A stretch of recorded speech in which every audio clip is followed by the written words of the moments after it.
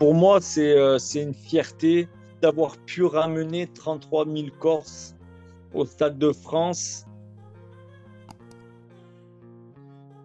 Yo, yo, yo, la team H2F, j'espère que vous allez tous bien. On se retrouve pour une nouvelle interview avec Monsieur Julian Palmieri, le guerrier corse, un personnage emblématique de notre championnat de France, un homme de caractère mais avec un grand cœur. Merci en tout cas d'avoir accepté mon invitation. Et comment tu vas? Ça va très bien, ça va très bien. Je préparais mes affaires pour le travail de demain, donc tout va bien. Oui, justement, demain, je pense que t'es avec la Ligue 1 en ce moment, donc demain, il y a le match de Nice, vous allez le couvrir avec Alexander Ruiz, Rio aussi également.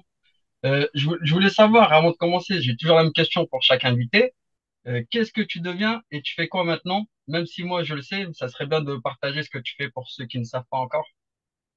Alors, je suis consultant Ligue 1, Free Ligue 1, avec, tu l'as dit, Alexandre Ruiz et Rio Mavuba.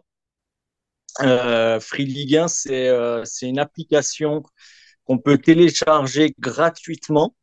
Donc, on va dire que en ces temps difficiles chez nous en France, avoir quelque chose de gratuit, c'est assez rare. Donc, on peut la télécharger et voir tous les buts en quasi direct. Et nous, on est sur toutes les plateformes digitales et on commente le match, on parle en direct avec les gens sur le chat. Et depuis maintenant un an, on avait signé 1+1. Donc voilà, Free n'était pas assez reconnu dans le monde de la Ligue 1 et ils ont décidé de passer un cap et de faire confiance à notre équipe.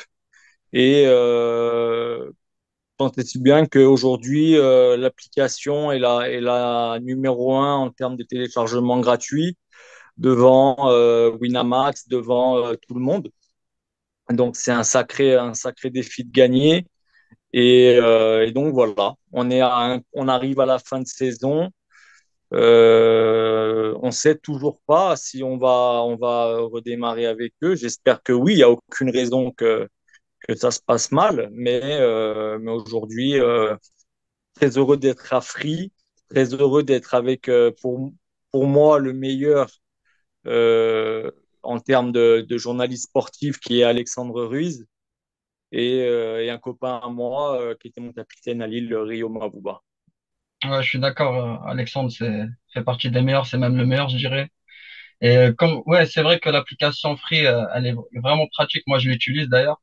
Et par exemple, j'ai toutes les chaînes à la maison, il n'y a pas de souci. Mais quand je suis en déplacement, c'est vrai qu'elle est serviable. On a les buts de 15 secondes, je crois, après, directement. 15 Et ça, secondes, c'est c'est ça. vraiment pratique. Du coup, Julian, on va revenir dans le passé si tu veux bien. Moi, j'aimerais que Bien tu nous sûr. racontes un peu ton enfance, comment tu as baigné dans le foot. Parce que je crois que tu es né à Lyon, c'est ça, hein? C'est ça, moi je suis né à Lyon, de parents corse, et, et j'ai grandi à Lyon. Mon papa était très très proche des joueurs de l'Olympique lyonnais, bon, forcément de Pascal Olmeta, de Flo Maurice, de Ludo Giuli, de Flo Laville. C'est des joueurs, ça remonte, hein. Et, moi, j'étais au milieu de tout ça. J'ai très tôt été baigné dans le foot professionnel parce que, par la force des choses, moi, j'étais omnibulé par le foot et je voyais tous ces joueurs de foot avoir une belle vie et faire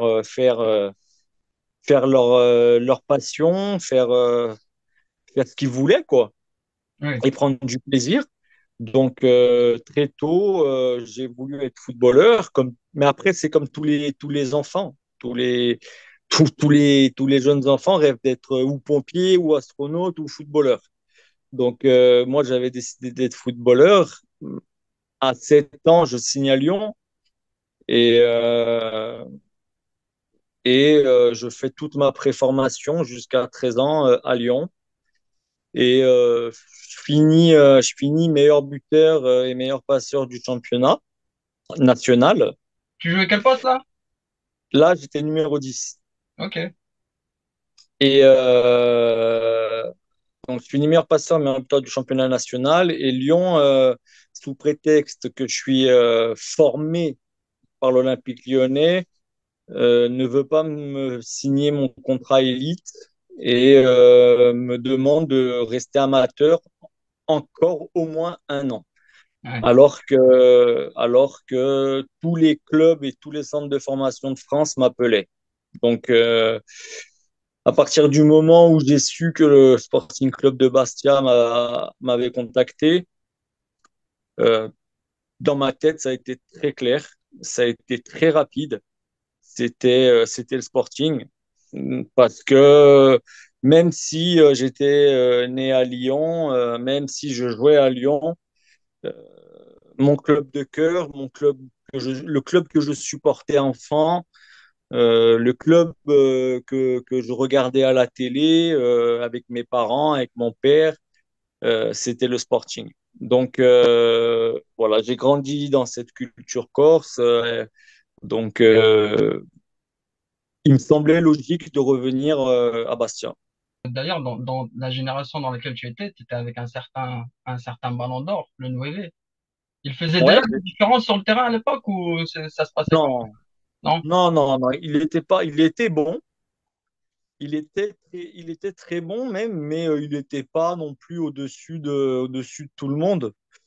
On habitait à peu près dans le même quartier.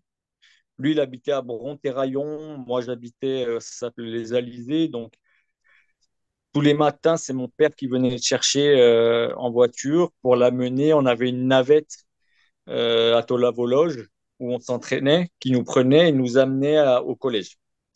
Et il rentrait dans la voiture et mon père l'engueulait souvent parce qu'il disait jamais bonjour. Il était très timide, très, très Ok. timide.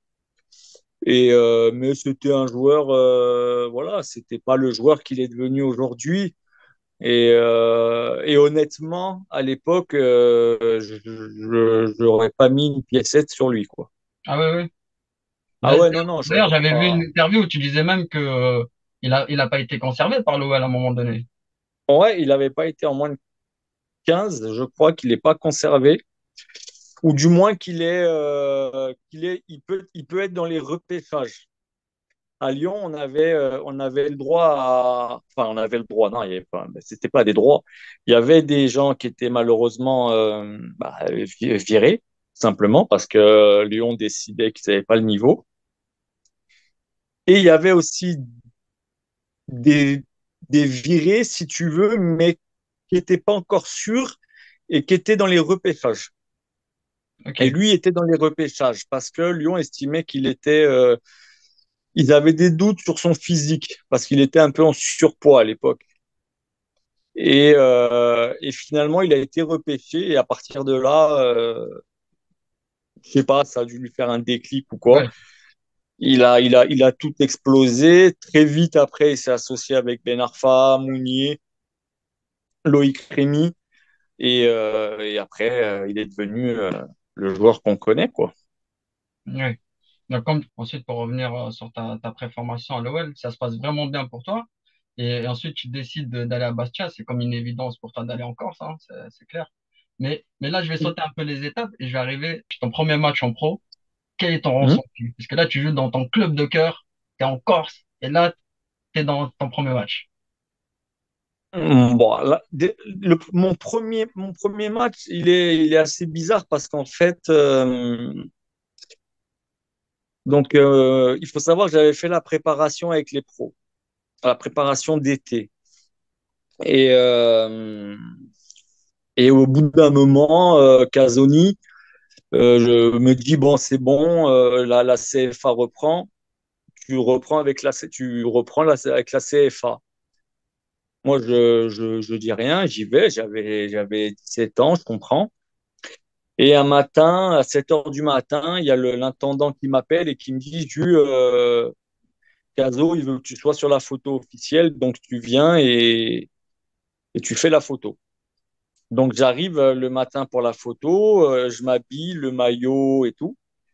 Et devant tout le monde, devant tout l'effectif, l'intendant, il vient, il me dit, bon, Bernard, il m'a dit qu'il manquait une chaise et que tu pouvais rentrer chez toi. Ah oui. Euh, Là, je l'ai très mal pris, donc je suis rentré dans le vestiaire des entraîneurs. Je leur ai très mal parlé, ils étaient trois, très, très mal parlé. Et donc, lui, Casoni avait dit, bon, ben, lui, en pro, c'est terminé. Ouh. Donc, après, les mercredis, toute la saison, c'est pareil, hein, donc les lundis, mardis, je s'entraîne. Et les mercredis, comme on jouait, on était en Ligue 2, comme on jouait en vendredi, il faisait les mises en place. C'est-à-dire qu'il mettait son 11 titulaire et il prenait la CFA, les 11 joueurs de CFA, pour faire une espèce de match tranquille, quoi, pour voir comment ça allait se passer. Et là, ce mercredi-là, il prend tout le monde sauf moi. Parce que l'IGESA, en fait, à l'entraînement, c'est une grande plaine verte qui est coupée en deux et il y a un côté pour les pros et un côté pour la CFA. Et donc, les pros jouaient, faisaient leur match et moi, j'étais tout seul dans mon coin à jongler, si tu veux, voilà, à m'amuser, à attendre la fin de leur entraînement. Et il y a un joueur de la CFA qui se blesse. Et il restait que moi. Et là, par malheur, tu viens. C'était fini. Et moi, au départ, parce que j'étais assez tête de con et assez têtu, il m'appelle et je fais le mec qui n'entend pas, tu vois, qui était loin. Et Oui. donc, je refuse d'y aller. Et là, il y a Christian Bracogne, qui était mon entraîneur de la réserve. Il m'attrape, il me dit maintenant, t'arrêtes de faire ta tête de con et t'y vas. Donc, j'y vais.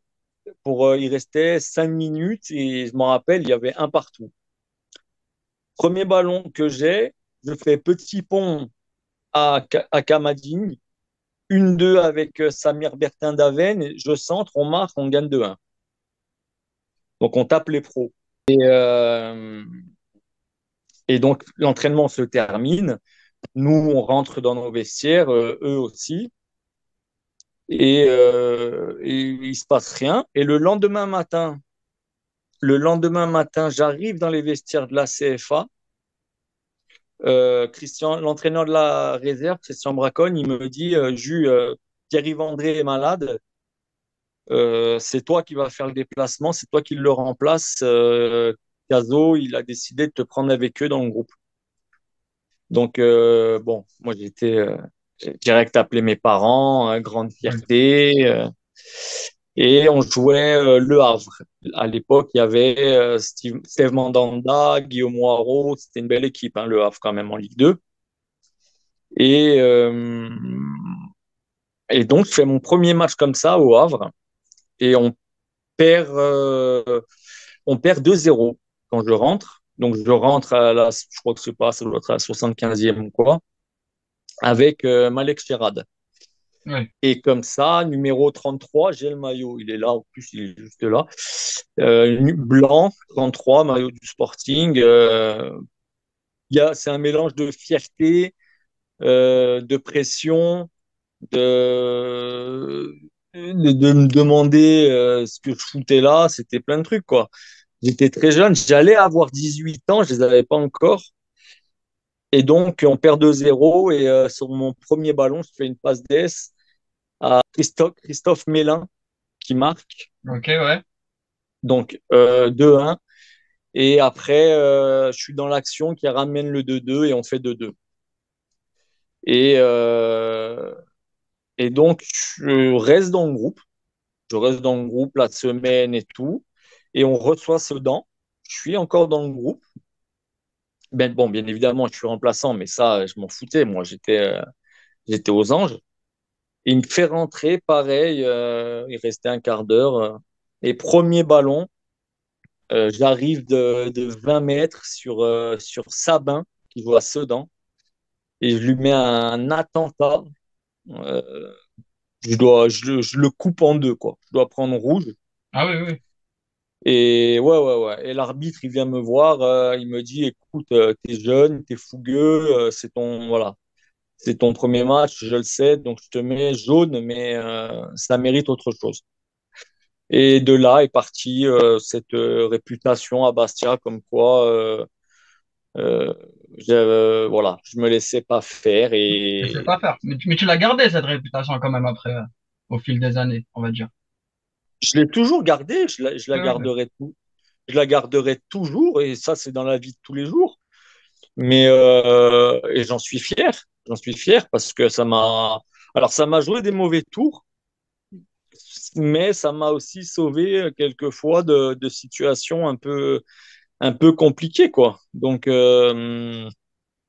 moi, je suis quelqu'un d'honnête, je suis quelqu'un de franc, de direct. Donc des fois, bah voilà, ça passait pas trop. D'accord. Ouais, je vois. Ouais, non, mais tu t'es bien intégré vite au groupe. En plus, t'arrives jeune, à 17-18 ans. Mais du coup, Julien, si tu veux, on va passer un peu les étapes vite. Ton évolution se passe bien. Dans ta carrière, tu passes par Croton, Istres, le Paris FC aussi. Tu franchis Oui. les étapes très vite avant de revenir en patron à Bastia en 2012-2013. Comment ça se passe là, à ce moment-là, de ton retour, sachant que tu reviens à la maison, là? Ouais. Mais alors, comme tu dis, c'est passé beaucoup de choses entre-temps. Et entre-temps, il s'est passé un match avec Istres où on est arrivé avec Istres contre Bastia chez eux et on s'est fait caillasser le bus. Donc, ils avaient cassé toutes les vitres du bus. Euh, ils nous avaient jeté des tuyaux de chantier. Enfin, voilà, c'était la guerre. Et moi, bon, moi, je prends un carton rouge en plus dans le match, donc bon, j'étais un peu énervé. Et il y a un interview, on m'interviewe à la fin du match, je dis que moi, je suis que moi, je suis formé à Bastia, que j'en suis fier, mais par contre, à la place des supporters, j'aurais eu honte de recevoir l'équipe adverse à coup de cailloux dans un bus parce que ça se fait pas, tu vois, c'est pas football. Et donc les gens ont très vite fait le raccourci et ils ont dit ouais, Palmieri a honte d'être corse. Bon, ils se sont arrêtés là, alors que rien à voir. Et donc pendant un an, je me suis fait appeler à 2 heures, 3 heures du matin, en m'insultant, parce que Bastia, c'est petit. Moi, je suis toujours resté à Bastia, même quand j'y étais pas, quand je jouais pas au Sporting, j'étais là les étés, machin et tout. Donc, mon numéro, c'était facile de l'avoir. Et donc, je fais l'interview, il sort, et et le président de l'époque, Pierre-Marie m'appelle et il me dit, ouais, Jus, mais pourquoi tu fais cette interview? Tu sais très bien que l'année prochaine, tu nous rejoins et tout. Et moi, je lui dis, président, j'ai juste dit ce qui s'est passé. Il n'y a rien de grave, vous inquiétez pas. J'ai pas, j'assume, j'ai pas peur. Je ferai ce qu'il y a à faire, quoi. Ouais. Et donc, quand je suis arrivé en fait, je dois signer en décembre. Donc, je fais mon interview de départ de Istres où je dis, où je dis à la télé que voilà, c'est mon dernier entraînement à Istres. Je pars dans les jours qui arrivent au Sporting. J'en suis très fier, patati patata. Sauf que la DNCG, le Sporting perd un papier et la DNCG annule le transfert et le reporte à, au mercato estival. L'été, ouais. Donc, donc tout le monde savait que 4 mois après, je signais au Sporting. Et, et pendant ces 4 mois, ça a été l'enfer parce que je me suis fait insulter, appeler, menacer. Quand j'allais à Bastia pour trouver ma maison, je me faisais insulter en ville. Donc c'était, c'était assez chaud. c'est chaud. Et donc, première interview en tant que joueur Bastiais, je dis que j'assume ce que j'ai dit, mais je vais tout faire sur le terrain, je vais me saigner sur le terrain et tous ceux qui m'ont insulté, ils verront que j'aime ce club et que je veux qu'une chose, c'est me battre pour ce club. Et en effet, très rapidement, à la fin de l'année, j'avais fait 36 matchs sur 38. J'ai été élu meilleur joueur par les supporters. Donc voilà, c'était le jeu, c'était un jeu. Donc j'étais assez fier. En plus, bon, au bout d'un an, il y a Lille qui me propose un contrat. Euh, Frédéric Hans refuse que je parte. Donc j'étais assez fier. J'étais assez fier. Ouais. Ouais, comme tu dis, comme je te disais, tu arrives vraiment en patron à Bastien à ce moment-là. Moi, je ne savais pas que tu avais subi tout ça, je n'étais pas au courant avant que tu arrives à Bastia, parce que quand tu arrives, vraiment, tu fais tes matchs, t'es un leader du club, quoi. De Mais l'équipe. quand j'arrive, premier match en Ligue 1, c'est contre Sochaux. Je fais deux passes décisives à Anthony Modeste. Je suis le meilleur noté dans tous les journaux. Le match d'après, je refais une passe décisive. Et donc là, c'est parti. Après, tous les supporters m'aimaient. En ville, j'étais aimé. Tout le monde m'aimait. Tout le monde avait oublié mes déclarations un peu Ouais, malheureuses.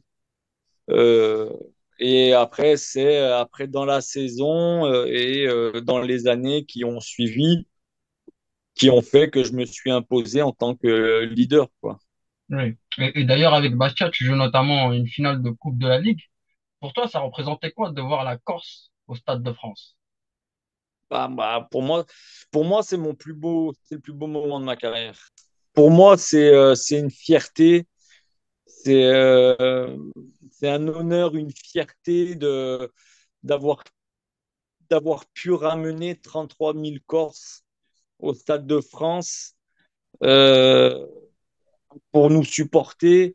La semaine d'avant, où qu'on allait, on partait en stage 2 jours à 50 kilomètres de Bastia. Donc bon, il faut savoir que pour faire 50 kilomètres en Corse, on met à peu près 1 heure 20. Ben, tout le long du trajet, il y avait des drapeaux, il y avait des merci, il y avait des trucs écrits et tout. Et ça a été une semaine extraordinaire. Donc, moi, ma fierté, mon meilleur moment, il est là, c'est d'avoir pu rendre heureux et fier ces Corses. Malheureusement, pas assez longtemps parce que le match a été tronqué très rapidement par Monsieur Bastien. Mais voilà, entendre l'hymne national corse dans le Stade de France et chanté par tout ce public, c'est ça. Voilà, mon plus beau moment, c'est celui-là. Ouais, j'imagine, ça reste des souvenirs inoubliables. J'ai un souvenir d'un match contre le Paris Saint-Germain où vous perdez 2-0 au bout de 10 minutes. Hum. Donc, un match complètement fou. Mais je crois que je vais te laisser nous raconter la suite du scénario. 2-0 au bout de 10 minutes. Non, on perd 2-0 au bout C'est ça. de 10 minutes. Ouais, ouais, on perd 2-0 au bout de 10 minutes. Et c'est vrai que depuis notre retour en Ligue 1, on prenait le quota. On prenait minimum 4-0 contre le PSG. Donc, euh, donc là, ils arrivent à la maison, 10 minutes de jeu, 2-0. Bon, ils ont la balle de 3-0 de Rabiot qui loupe son action et sur la contre-attaque, centre et main de Van der Wiel. Penalty, Riyad Boudebouz qui tire, qui marque 2-1. Juste avant la mi-temps, on a un corner. Riyad tire Ouais, et François Modesto qui égalise. De deux choses qui, déjà pour nous, étaient impensables. Donc, euh, c'était incroyable. Et par contre, à la mi-temps, dans les vestiaires, on savait qu'on n'allait pas perdre ce match. On le savait. On ne savait pas si on allait faire match nul ou si on allait le gagner. mais on savait qu'on n'allait pas le perdre.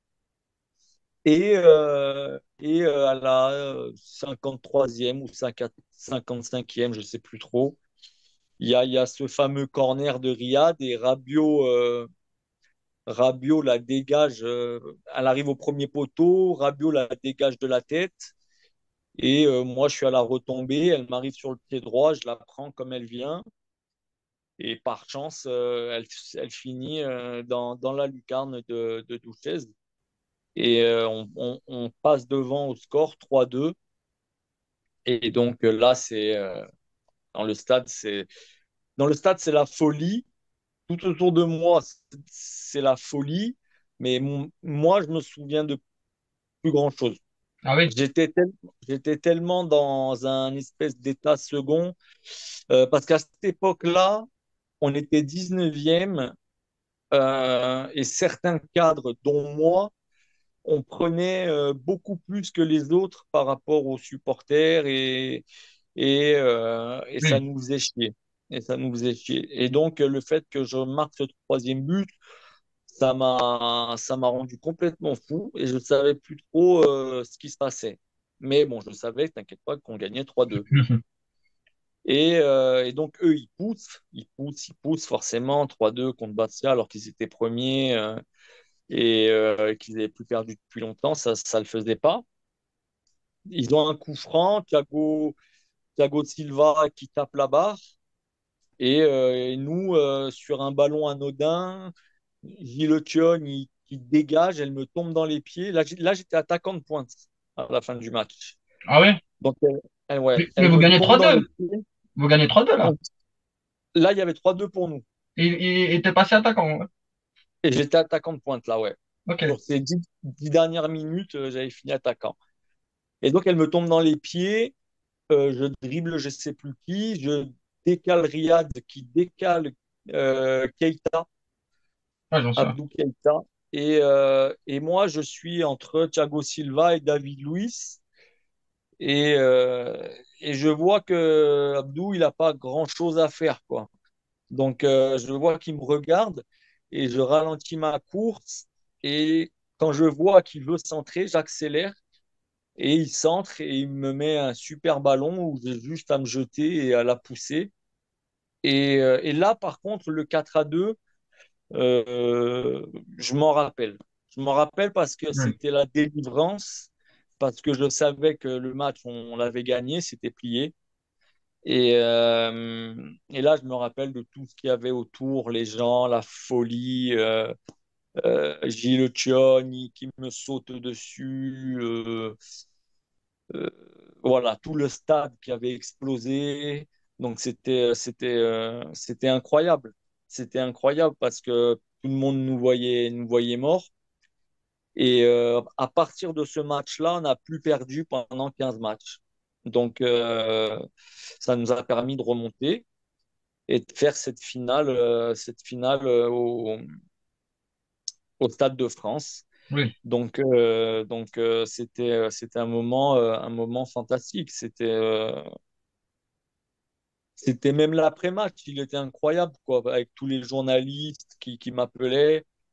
Euh, Il y a des journalistes qui m'appelaient, je comprenais même pas la langue, pour te dire. Donc, je leur laissais poser la question, je rigolais, et quand je voyais qu'il avait fini sa question, je raccrochais. Donc, ça avait été pendant 3 4 jours, Euh, ça avait été 3 4 jours de folie. Mais voilà, il fallait aussi que je me reconcentre vite, vite, vite, vite au football parce que c'est vrai que pendant voilà, un certain temps, j'ai été un peu sur un nuage. Beaucoup me parlaient de ce. On m'en parle. Il y a pas de toute façon, il n'y a pas un jour, il n'y a pas une semaine où on m'en parle pas de ce but. oui, oui, oui. Mais je m'en souviens même de ce match avant que je fasse l'interview avec toi, avant que je fasse même mes recherches.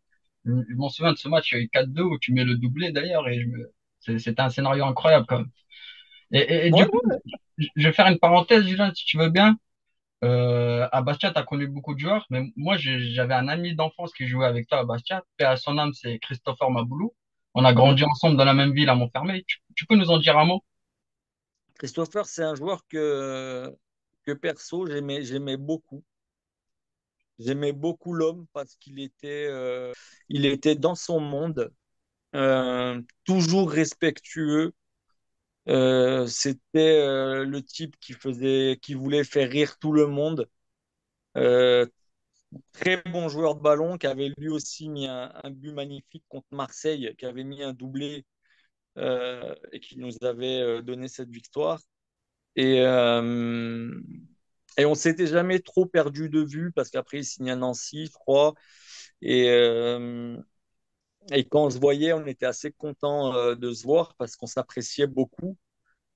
Donc, euh, donc sa disparition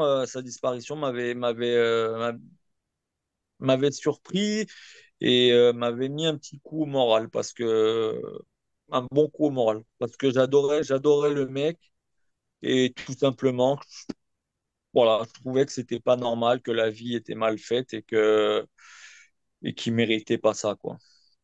En tout cas, merci de lui rendre hommage comme tu l'as fait, Julian. Du coup, après, on va continuer sur la suite de ta carrière. Après Bastia, tu vas à Lille, où tu Mm. fais un très bon début de saison. Tu découvres l'Europe également là-bas. Tu gardes quel Ouais. souvenir de ton passage au LOSC pour toi? Un souvenir mitigé parce que j'ai eu quatre entraîneurs, parce que le club a été racheté, euh, parce que j'ai fait partie du loft. Mais avant tout ça, j'étais bien. Il y avait Antonetti, je jouais mes matchs. Mais la planche était savonnée par Franck Beria, qui était, euh, qui était déjà dans sa reconversion footballistique. Ça veut dire qu'après chaque entraînement, il prenait sa voiture, il allait par derrière se garer dans le parking des dirigeants et il parlait avec les dirigeants pour sa reconversion. Et après, on a su que c'était le bras droit de Campos quand il a signé, quand il a arrêté le foot, et que c'était lui mon concurrent. Et donc, bizarrement, plus ça passait, moins je jouais, et plus il jouait. Et pourtant, c'était pas lui le meilleur. Mais bon, j'ai fait ma trentaine de matchs en une saison, donc j'étais assez content de moi. Après, comme je te dis, le club a été racheté, donc c'était compliqué pour tout le monde. Bielsa est arrivé. On va dire que les trentenaires, pour lui, c'est pas ce qu'il préfère. Voilà, il avait une idée en tête. C'était des jeunes façonnés comme il voulait lui. Et tout ce qu'il y avait au-dessus de 30 ans et avec un peu de caractère, fallait pas que ça reste. Donc bien évidemment, ben, je rentrais dans ces critères. Mais je l'ai dit la dernière fois dans l'interview, j'aurais aimé dans un autre interview, j'aurais aimé qu'il fasse comme avec Rod Fanny, tu vois, qu'il me réinjecte dans l'effectif parce que je suis sûr que j'aurais fait du bien et il m'aurait bien aimé. Donc je sais qu'il m'appréciait quand il était à Marseille, donc j'ai été très surpris d'avoir été traité comme ça, quoi. Donc voilà, je regrette aussi d'être parti au bout d'un an parce que j'ai eu un coup de cœur pour Lille, j'ai eu un coup de cœur pour les Lillois. C'est des gens incroyablement gentils et réconfortants parce que j'ai eu des moments difficiles. Et donc, on est parti un peu triste, quoi. Mais bon, c'est le football, c'est la vie d'un footballeur. Et c'est fait d'arrivée, de départ. Voilà, c'était comme ça. Du coup, comme tu disais, voilà, tu as connu beaucoup de coachs, mais finalement, tu joues quand même une trentaine de matchs avec Lille, c'est pas rien. Mais après, voilà, il s'est passé ce qui s'est passé avec Franck Passy, mais tu as eu comme malgré tout un gros soutien des supporters lillois, et ça, il faut le souligner. Ouais, j'ai toujours eu ce côté finalement assez proche avec les supporters parce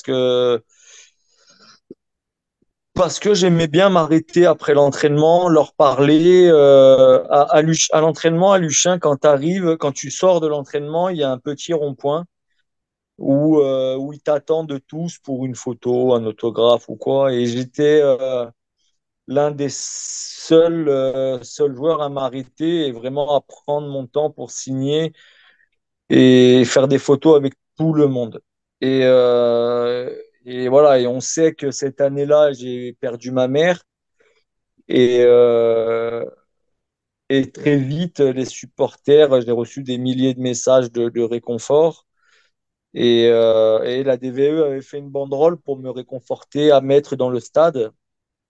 Courage, Juliane, ou Juliane, on est avec toi, ou un truc comme ça. Et le club, donc Campos, hein, je pense, avait refusé que la banderole rentre dans le stade.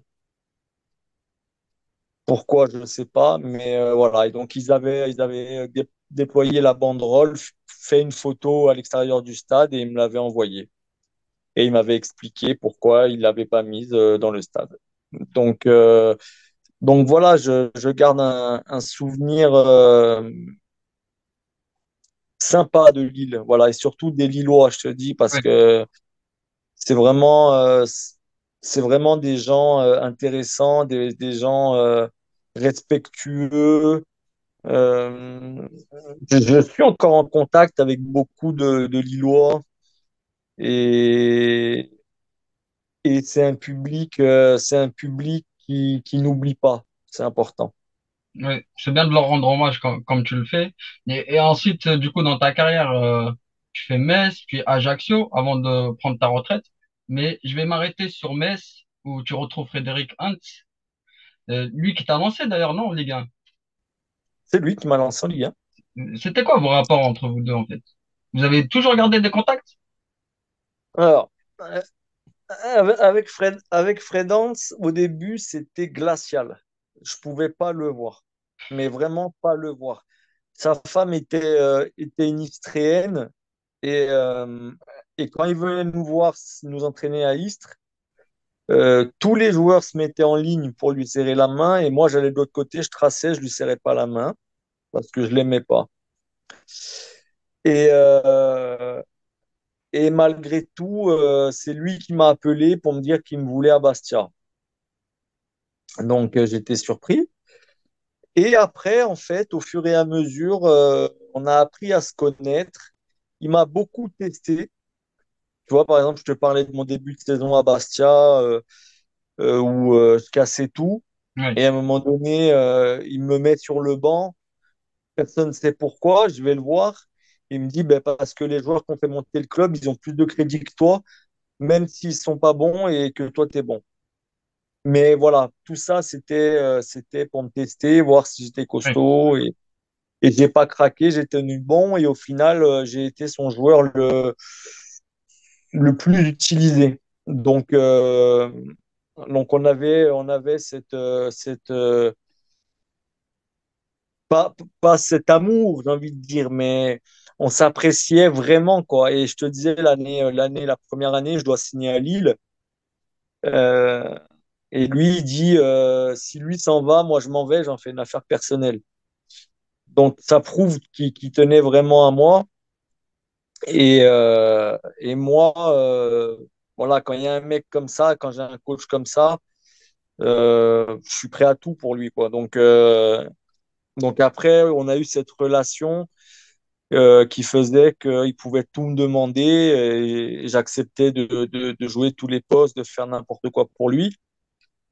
Et, euh, et donc, quand j'arrête Lille, je fais le choix d'arrêter le foot euh, au moins un an parce que j'avais le deuil de ma maman à faire, j'y arrivais pas, j'avais d'autres problèmes à régler et j'avais besoin d'une coupure. Mhm. Et donc, je résilie en août avec Lille et au mois de fin d'octobre, début novembre, Fred Hans est intronisé le lundi matin entraîneur de Metz. Et le lundi après-midi, il m'appelle et il me dit est-ce que tu pourrais venir nous aider jusqu'à au moins la fin de la saison parce qu'on est mal, on est dernier et je sens que voilà un mec comme toi ferait du bien dans l'équipe. J'étais avec ma femme, j'en parle rapidement à ma femme, mais bon, voilà, c'était clair, quoi. À partir du moment où c'est Fredance qui me le demande, c'était oui. Donc je le rappelle 2 minutes après, je lui dis OK, feu, j'arrive. On n'avait même pas parlé argent, on n'avait parlé de rien du tout. Ouais, Et le mardi matin, ben, j'étais dans le train pour Metz. J'ai fait 8 mois, ouais, 6 mois, 7, 8 mois avec lui à Metz. Euh, voilà, on était très très bien. Il m'a fait visiter des maisons, des appartes. Il disait à ma femme, voilà, quand ma femme elle arrive, tu iras faire les boutiques avec elle. Donc non, on était vraiment très très proches. Et donc, voilà. Et parfois, je lui envoie toujours des messages pour prendre de ses nouvelles. Et c'est comme ça. Fred Hans, il est très très très spécial. ouais, Donc, il faut savoir il faut savoir le prendre, il faut savoir quand il va bien, quand il va pas bien. Donc, ça peut ne pas plaire. C'est ce qui me plaisait pas d'ailleurs au début quand je le connaissais pas. Mais au final, quand tu apprends à le connaître, c'est quelqu'un qui est formidable. Donc voilà, si c'est le seul mec qui aura quitté Lupin, mon club en ce moment, et partir avec lui dans les fins fonds des clubs dans les pays du Golfe, quoi. ouais. Donc, il y a une relation vraiment spéciale entre eux deux. Ah ouais, ouais, ouais, c'est vraiment c'est l'entraîneur qui me connaît le mieux et c'est celui que j'apprécie le plus. D'accord. Du coup, après, par la suite, tu finis ta carrière là où tu l'as commencé, en Corse. Mais j'aimerais que tu nous dises un mot sur la Squadra Corse. Ça représentait quoi pour toi, la sélection Corse? Pour ceux qui ne savent pas, ça existait. Ça existe encore ou pas d'ailleurs? Ça existe encore, mais aujourd'hui c'est plus du folklore qu'autre chose. Quand nous on y était, euh, c'était vraiment vraiment une énorme fierté parce que voilà, il y avait que les joueurs pros qui avaient le droit d'y être. Voilà, on jouait le Burkina, on a joué le Gabon d'Aubameyang, on a joué la Bulgarie. On n'a pas perdu un match. On n'a pas perdu un match. On a fait euh, 3 victoires, un match nul, je crois, un truc comme ça. Donc, on Oui. était vraiment une équipe. Sincèrement, je pense que voilà, on aurait pu faire quelque chose si on nous avait pris au sérieux. Et c'était une énorme fierté. Mais c'est indescriptible, en fait. Quand tu es dans le stade et que tu vois l'écusson de la Squadragore ça, sur toi, et qui a l'hymne qui résonne dans le stade, qui est chanté par tout le stade, euh, tu as les frissons qui te parcourent et tu te dois d'être à 300%. C'est pour ça qu'on ne perdait pas nos matchs d'ailleurs, parce Oui. on se dépassait physiquement et mentalement. Et après, voilà, il y a eu beaucoup de joueurs qui ont arrêté et ça a un peu perdu de sa splendeur. Et aujourd'hui, voilà, c'est euh, c'est un peu tombé dans l'oubli. Ils font des tournois pendant les vacances d'été avec des joueurs pas seulement pros. Il y a quelques pros qui y vont, mais voilà, c'était plus comme avant, quoi. Et justement, à cette période-là, cette sélection Corse, c'était plus que du foot pour vous? Ah, largement, ouais. Ouais, C'était beaucoup plus que du foot. Pour nous, on représentait un pays, donc on représentait pas une région. On représentait pas une région française, on représentait un pays qui était la Corse. Donc, on représentait toute une île et toute une île qui nous poussait à faire des choses extraordinaires. C'est pour ça que, ben, comme je te l'ai dit tout à l'heure, il y avait des dépassements de fonction parce qu'on se devait de se faire respecter, nous, sur le terrain, et de respecter les gens qui venaient nous voir. D'accord. Ok. Bon, du coup, on va passer maintenant après ta carrière. Maintenant que tu es consultant, j'aimerais que tu nous racontes déjà, pour commencer, cette relation que tu as avec Alexander Ruiz, parce que vous avez une relation proche, limite une relation de frères tous les deux même.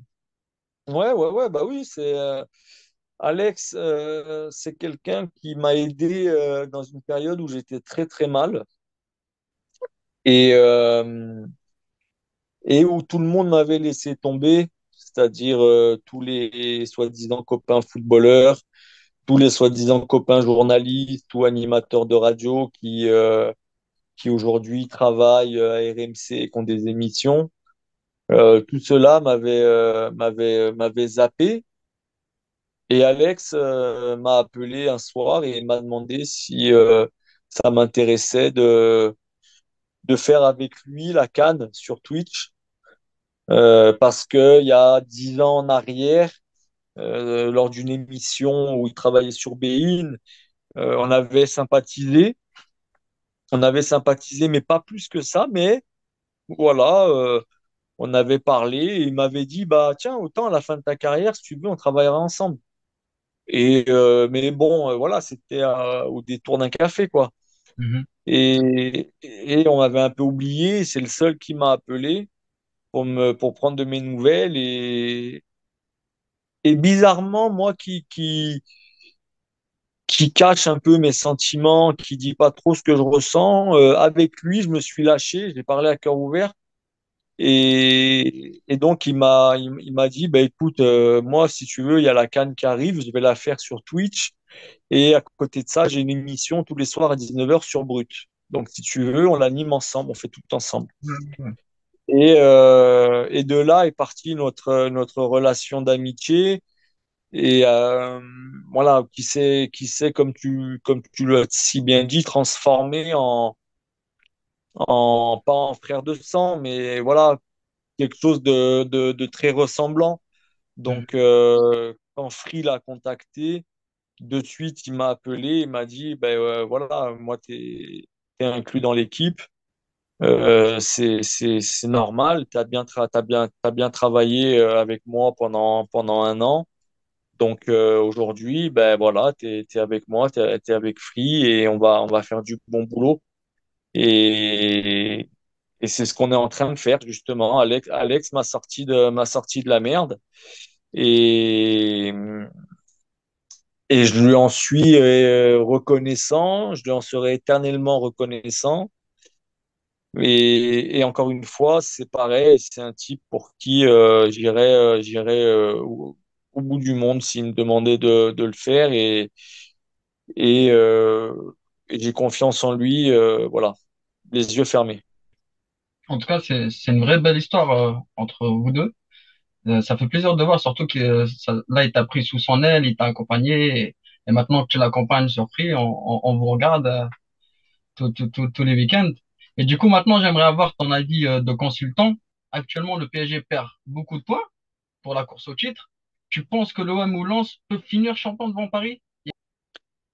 Écoute, il y a un mois et demi, je t'aurais dit non. Je t'aurais dit le championnat est plié. Ils avaient 8 points d'avance sur Marseille. Marseille était un peu moins bien, Lens était un peu moins bien. Et donc, je t'aurais dit que le titre était joué et que le PSG voilà, avait un matelas assez confortable. Aujourd'hui, ils ont perdu contre le Bayern d'une façon inadmissible. Ils n'ont plus Neymar, qui pour moi a énormément de défauts, mais qui était le maître à jouer de cette équipe, le vrai maître à jouer de cette équipe qui permettait de casser des lignes. Euh, et Oui, surtout, ils ont le cousin à Lionel Messi qui tire la gueule dès qu'il est sur le terrain, qui perd tous ses ballons. Depuis son retour de Coupe du Monde, c'est plus du tout le même. Et il est triste. On a l'impression qu'il a envie de jeter le maillot par terre et de quitter le stade. T'as raison, hein. et, et Mbappé qui est clairement moins bien. Alors, est-ce que ce rôle de demi-capitaine et de vrai leader de vestiaire n'est pas un peu trop grand pour lui, je pense. Et tout ça fait que ben, il y a un PSG qui est un peu qui est un peu dans le dur, qui arrive plus à gagner, tout simplement, qui Mhm. arrive plus à tenir un score. Et, et aujourd'hui, il y a Lens qui revient très très fort et Marseille Et en qui profite pas, je n'arrivait dirais. pas qui n'arrivaient pas à tenir un score, à garder un score. Et aujourd'hui, non seulement ils sont capables de garder un score, mais ils sont aussi capables d'aller chercher une victoire alors on les voyait pas capables il y a un mois. Donc, oui, le championnat est relancé. Le championnat est Ouais. relancé aujourd'hui et on verra demain. Je serai le mieux placé en plus pour le voir. Donc, Verratti est forfait, hein, demain. si, ouais, mais c'est pas grave. Je vais te dire franchement, c'est pas grave parce que le Verratti dans ce moment, il servait absolument à rien au PSG. Donc peut-être que ça va permettre aussi à, à Ruiz de se lâcher parce que pour moi, Ruiz, il joue avec le frein à main. Peut-être à Zaï Emery de jouer aussi à ce poste-là. Renato qui a fait pour moi un bon match la semaine dernière, enfin avant la trêve qui en avait à revendre. On le voyait, qui avait de l'énergie. Mais malheureusement, il a été sorti, on ne sait pas pourquoi. Donc voilà, c'est peut-être pas une mauvaise chose que Verratti soit absent demain. Mais en cas de défaite face à Nice, qui n'a plus perdu Ouais. depuis je ne sais pas combien de temps, depuis des mois, s'il y a défaite, il va y avoir gros problème pour le PSG. Et j'ai peur que s'il y a défaite, il y a l'ADR pour Galtier. En plus, je crois, après Nice, il y a Lens. Il y a Lens, Ça, ça c'est va être chaud. ça. Ça va être ma dernière question, comme ça on va terminer. Quel est ton conseil pour les jeunes qui rêvent de devenir footballeur professionnel aujourd'hui?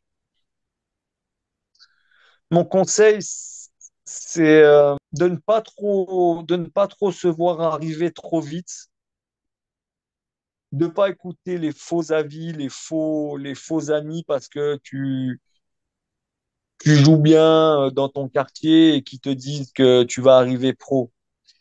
Le truc, c'est d'être costaud mentalement. À un moment donné, ça se joue dans la tête. Quand tu es adolescent, à 15 16 ans, il y a un moment donné où il faut que tu fasses un choix. Et c'est dans cette période-là qu'il ne faut pas lâcher. Il faut être costaud, il faut être persuadé que tu vas y arriver, persuadé que tu vas être professionnel et aussi et surtout bien t'entourer de gens qui te veulent vraiment du bien, qui te veulent vraiment du bien, des gens qui sont là pour toi et pour ton bien, Ok. tout simplement.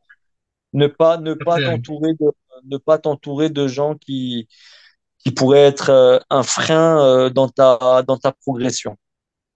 Voilà des bons conseils, en tout cas, à suivre pour les jeunes qui nous écoutent, en tout cas. Et je te remercie, Julien, d'avoir accepté cette interview. De rien, c'était un C'était un plaisir. plaisir de partager ce moment-là et je te souhaite vraiment le meilleur pour la suite. Qui sait, encore plus Merci. ce que tu fais encore. Et c'est fait un plaisir. Mais merci à toi et continue aussi, c'était bien, très bien. Merci. Ciao, Julien. Ciao. Ciao, ciao.